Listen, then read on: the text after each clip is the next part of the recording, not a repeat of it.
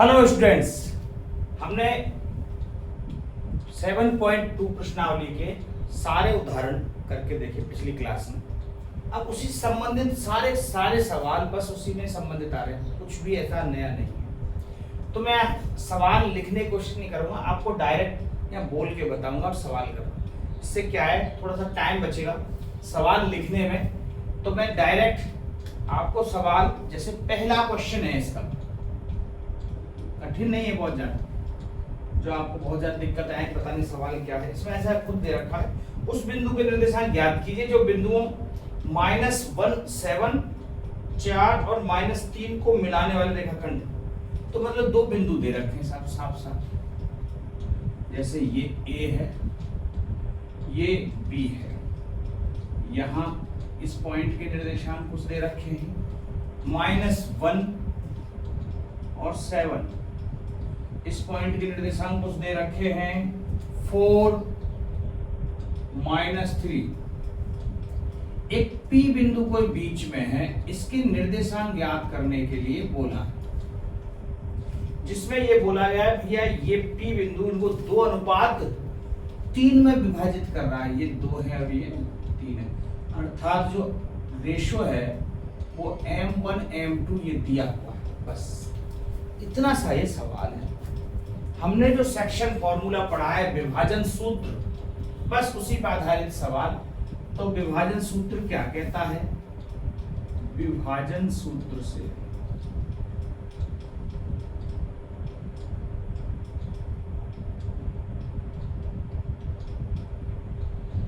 बिंदु P के निर्देशांक,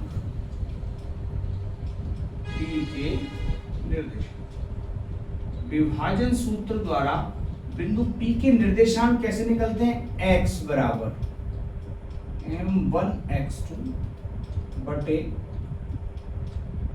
प्लस M2 x1 बटे M1 प्लस M, ये फॉर्मूला होता है। तो यहाँ x M1 M2 ये लिखे, x1 y1 ये रहे, x2 y2 ये रहे। बस इसमें रख दो। M1 2 है, x2 4 है, M2 3 है, x1 -1 है। जो माइनस की संख्या होगी उसको हमेशा ब्रैकेट में लिखना है, ये ध्यान रखना। M1 2 4 दूनी 8, 3 का -1 से गुणा करेंगे तो -3 हो जाएगा बटे 5। 8 में से 3 गए तो 5 और ये 5 से 5 कट गया, 1 बार। तो x की वैल्यू 1 आ गई। y का मान देखो, तो y M1 y2 M2 y1 बटे M1 प्लस M1 2 है, y2 ये रहा माइनस का 3 है जिसको ब्रैकेट में लिखेंगे, प्लस M2 3 है इंटू y1 7 है बटे 2 प्लस 3। माइनस का 3 गुणा 2 करेंगे तो माइनस का 6 आ गया। 7 गुणा 3 करेंगे तो प्लस 7 दिया 21 आ गया बटे 5। 21 में से माइनस का 6 जाएगा तो 15 बटे 5, अर्थात 5 दिया 3। तो जो ये बिंदु P के निर्देशांक आए हैं, P बराबर हमारे आगे 1 और 3, ये बिंदु P के निर्देशांक। बस इतना सा सवाल, और यही प्रॉपर वे है इसको करने का, कुछ भी ऐसा नया नहीं है। दूसरा क्वेश्चन देखें, मैं यहीं के लिख कर रहा हूं दूसरे। इसमें क्या लिखा हुआ है जरा देखो, कि दो बिंदुओं जोड़ने वाले रेखाखंड को समुत्त्रभाजित करने वाले बिंदुओं के निर्देशांक ज्ञात कीजिए। तो कोई दो बिंदु दे रखे हैं, कि ऐसा डिट्टो अपन एक एग्जांपल कर चुके हैं। इस A के निर्देशांक दे रखे हैं 4 - 1 और ये -2 -3, ये ए बी दिया हुआ है। तो इनको जोड़ने वाले रेखाखंड को समत्रिभाजित, अब समत्रिभाजित का अर्थ क्या है? 3 बराबर भागों में बांटना है। किसको? इस ए बी को। तो मैंने मान लो एक पॉइंट यहां ले लिया, ये पी वैल्यू, एक पॉइंट कुछ यहां ले लिया, ये क्यू वैल्यू। ऐसा same to same ditto example है समत्रिभाजित, ठीक है। तो इस हिसाब से अब P और Q के हमें निर्देशांक निकालने हैं। तो ये x1 y1 तो ये हो गए, x2 y2 ये हो गए। अब बात है समत्रिभाजित, इसका मतलब इनका रेशो कितना होगा? तो रेशो यदि तीनों बराबर हैं तो चाहे कुछ भी हो, 5-5 की तीनों रही हो, 6-6 की रही हो, 10-10 की रही हो, 15-15, रेशो आएगा 1-1-1। काटेंगे क्यों? कट जाएगी उसी से 1-1। मान लो ये सब 7-7 के हैं तीनों, तो इनका अनुपात निकालेंगे तो कट रहा है ना 7 से 1:1। ऐसे हमने उसको 1-1 माना है। बात समझ आ रही है? ठीक। तो हमने रेशो मान लिया भाई इनका 1-1। अब P बिंदु के निर्देशांक निकाल रहे हैं अपन P। अगर XY नहीं मानेंगे फिर इसको XY कहीं आप समझो, हम डायरेक्ट ऐसे लिख रहे हैं P बिंदु के निर्देशांक।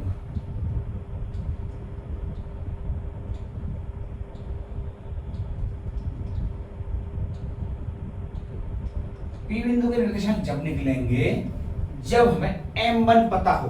तो P कहां है? यहां। तो इसका मतलब AP है 1 और PV है PV।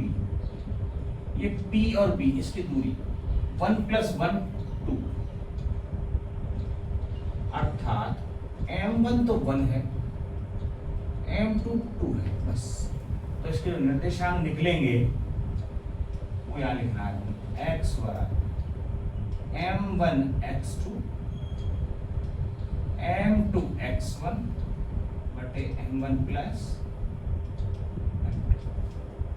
तो M1 है 1, x2 है -2 प्लस M2 है 2, x1 है 4 बटे 1 प्लस -2 का गुणा 1 से करेंगे तो -2, 4 का गुणा 2 से करेंगे तो 8, 8 में से -2 बटे 3, अर्थात आ गया भैया 6/3। इसकी की वैल्यू होती है 2। 6 से 3 कितनी बार कटेगा? 2 बार। x का मान 2 आ गया। ऐसे y का निकालें, M1 y2 M2 y1 बटे M1 प्लस M2। तो M1 है यहां 1, y2 है -3,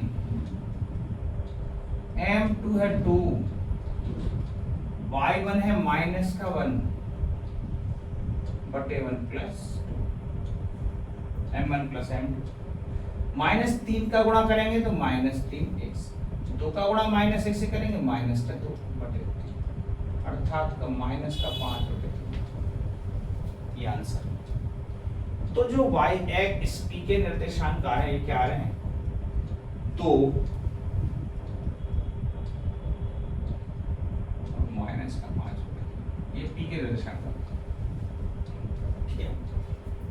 अब q के निर्देशांक निकालने के 2 तरीके हैं। या तो अब q के निर्देशांक माने तो ये AP, ये AQ है ना, AQ, ये M1 तो 2 हो जाएगा और M2 1 रह जाएगा। तो M1 M2 मान लो, ऐसे कर सकते हैं। दूसरा हम ये कह सकते हैं जो Q है वो P और B का मध्य बिंदु है। चूंकि Q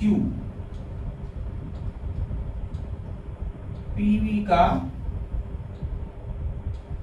मध्य बिंदु है भाई, ठीक है। Q क्या है? PV का मध्य बिंदु। तो यदि ये इसका मध्य बिंदु है तो Q के निर्देशांक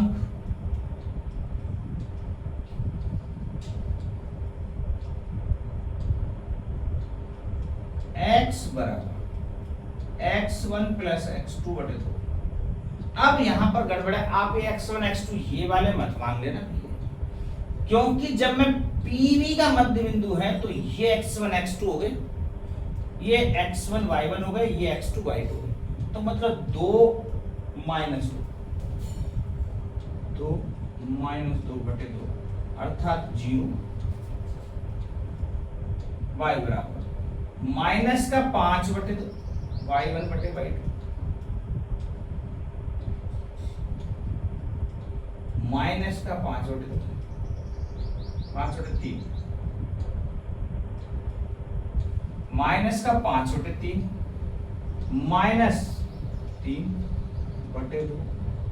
इसको हल करोगे तो क्या आएगा जरा देखो, ये 3 तो नीचे आ जाएगा, -5 -9 9 और 5 14 माइनस का 14/6 जो कि कट के आएगा माइनस का 7/3। तो ये क्यू के जैसा एक तो 0, दूसरा आ जाएगा माइनस का 7/3। तो अपन चाहे ऐसे भी निकालने की कोशिश करोगे m1 m2 से तब भी वही आएगा। और मध्य बिंदु के निर्देशांक की फॉर्मूला, मध्य बिंदु क्यों है, क्योंकि जो इसका रेशो दोनों बराबर है। जब भी दोनों का रेशो बराबर आ जाएगा 1:1 रेशो, इसका मतलब है क्यू इसका मध्य बिंदु है। तो बस इधर के निर्देशांक चाहिए हमें और इधर भी चाहिए, और आपस में x x को जोड़ दो, 2 का भाग लगा दो, y y को जोड़ दो, 2 का भाग लगा दो, यही मध्य बिंदु के निर्देशांक का तरीका। तो ये आपका सवाल नंबर हुआ दूसरा। ठीक है, अब होता है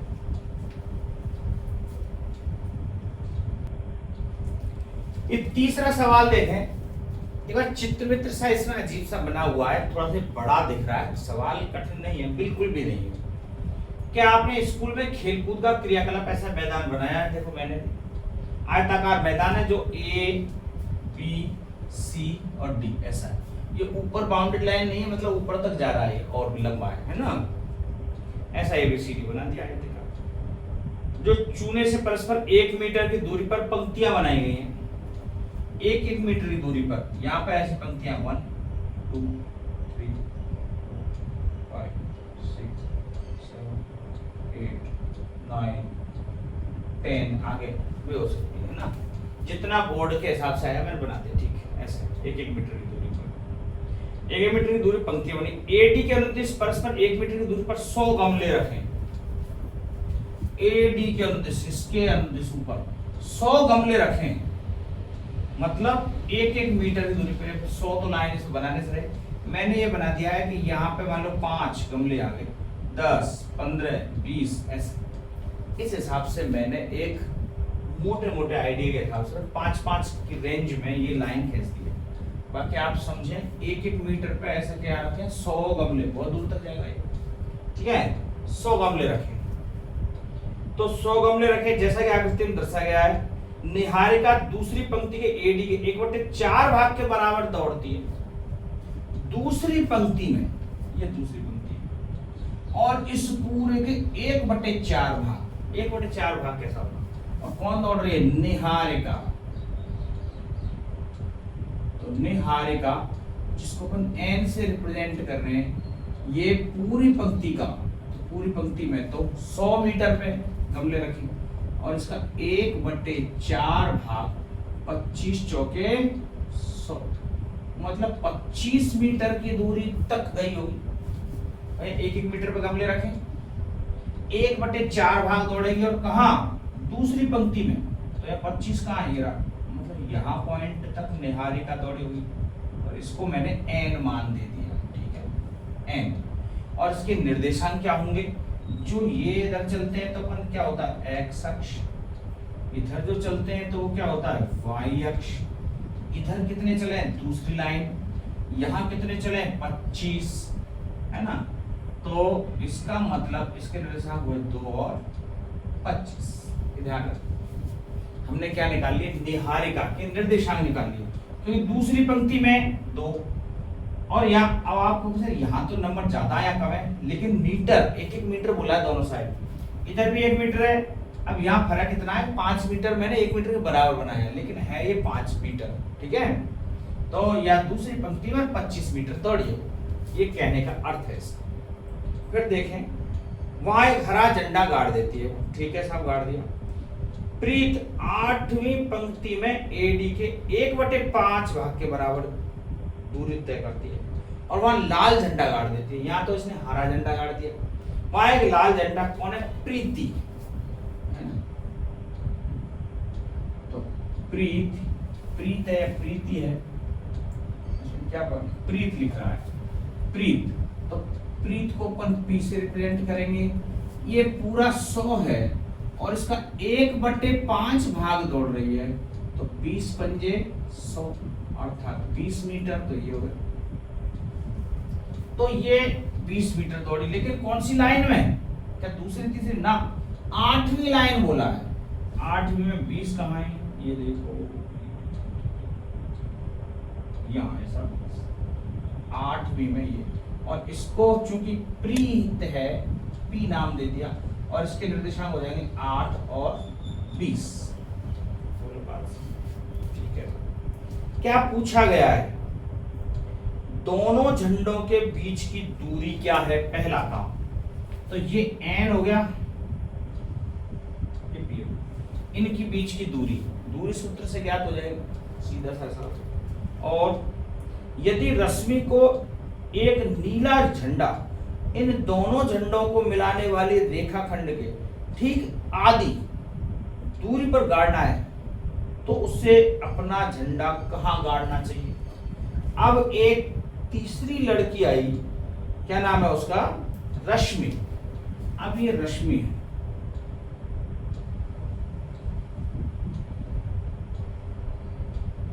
उसको एक झंडा गाड़ना है R,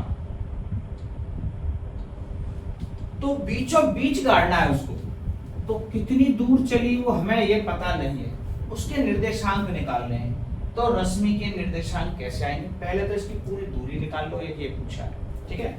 अब हमारा सवाल यहाँ से स्टार्ट होता है। तो ये n और p, ये x1 y1 हो गए भी, ये x2 y2 हो गए, ठीक है। और निहारिका और प्रीत के बीच की दूरी, तो निहारिका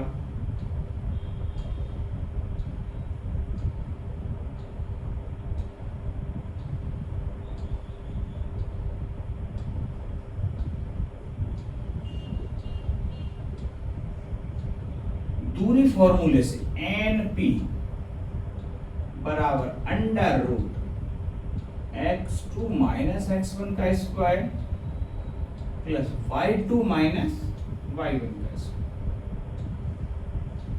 x2 जरा देखो उधर क्या है? 8, x1 इधर क्या है? 2, 8 में से 2 का स्क्वायर। y2 उधर क्या है? देखो 20, y1 यहाँ क्या है? 25।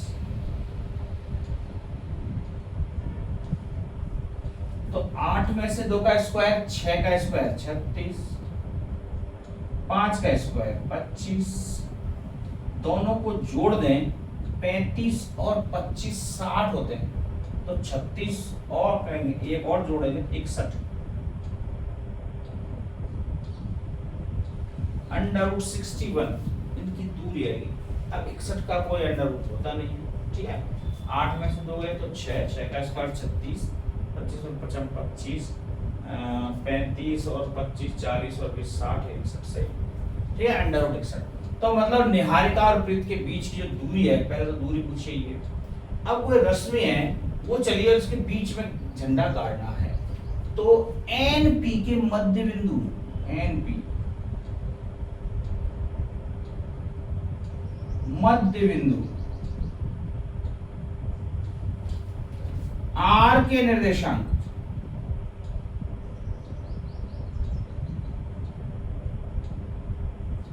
तो मध्य बिंदु के निर्देशांक क्या बताए हैं मैंने? x बराबर। अब इसमें बीच में कहीं ना कहीं जाके, और मान लो कोई यहाँ पे कोई झंडा गाड़ती है, क्या नाम है उसका? इसने लाल नीला हरा झंडा गाड़ रही, जो भी है, रश्मि R। तो इसके निर्देशांक अपन निकाल रहे हैं, तो x का मान कैसे आएगा? मैंने बोला है x1 प्लस x2 मध्य बिंदु के निर्देशांक, 2 प्लस 8, फॉर्मूला लिख देते चलो। x1 प्लस x2 बटे 2, 2 प्लस 8 बटे 2, 10 बटे 2 5, y1 प्लस y2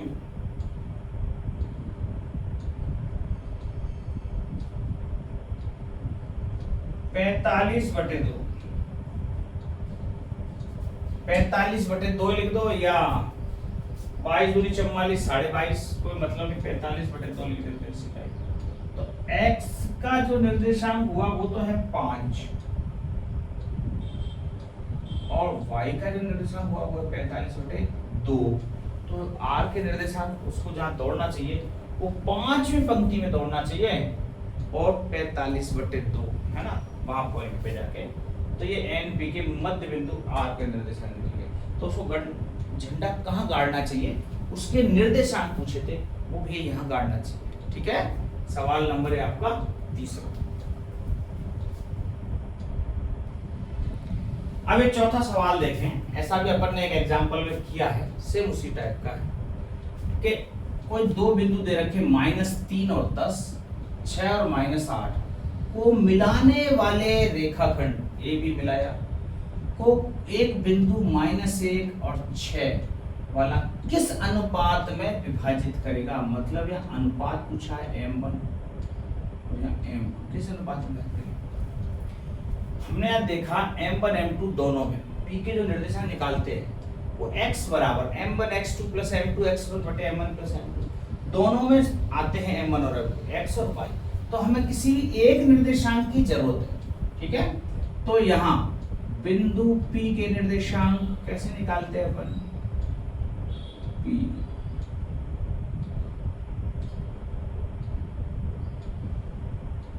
बिंदु P के निर्देशांक x बराबर हमने पढ़ा है m1 x2 plus m2 x1 बटे m1 प्लस, तो हम x से निकाल लेंगे, y की जरूरत ही नहीं पड़ेगी।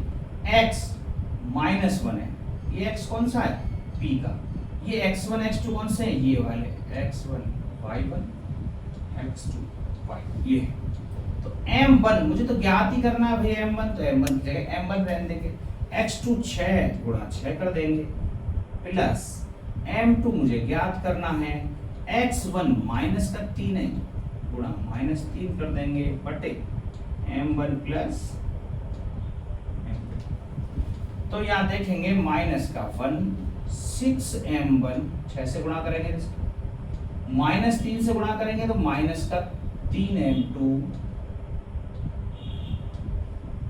बटे m1 प्लस m2। अब इस -1 के नीचे कुछ भी नहीं है, एक मान लो, और क्रॉस मल्टीप्लाई करते हैं, एक का गुणा इधर करेंगे तो 6m1,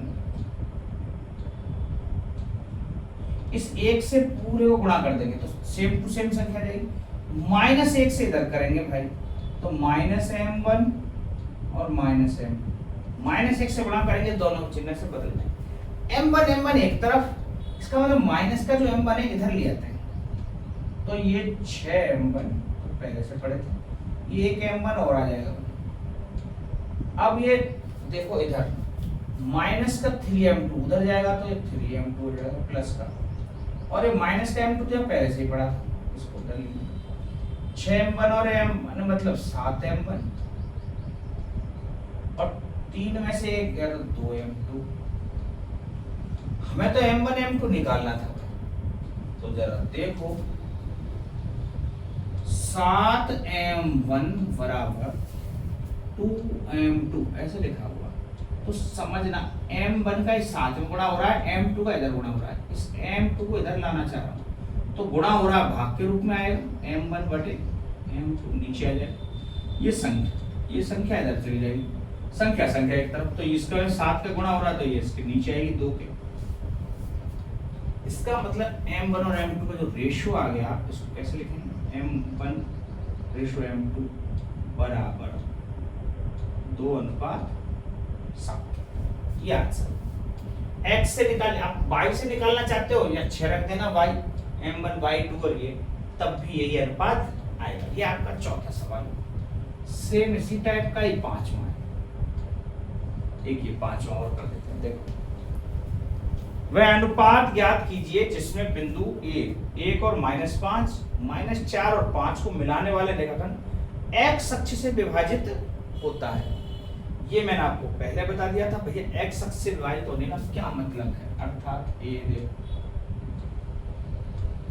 बी देखो, ये ए तो है 1 -5, बी है -4, 5, कोई बिंदु है पी, ठीक है। अब ये कैसे, एक्स अक्ष पर है, बिंदु पी कहां है, एक्स अक्ष पर।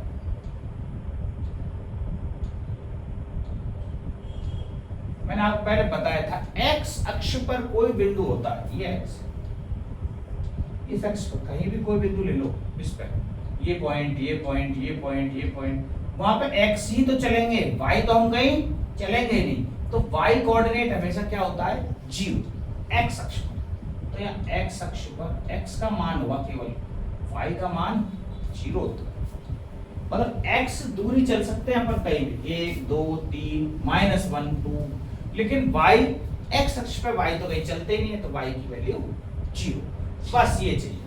तो हमें तो एक ही निर्देशांक चाहिए होता है, मैंने बोला m1 m2 निकालने के लिए, तो बस एक ही निर्देशांक चाहिए, हमें मिल गया 0। तो चूंकि x अक्ष पे, तो यहाँ y के निर्देशांक 0 होंगे, तो यहाँ लिख देते हैं चूंकि p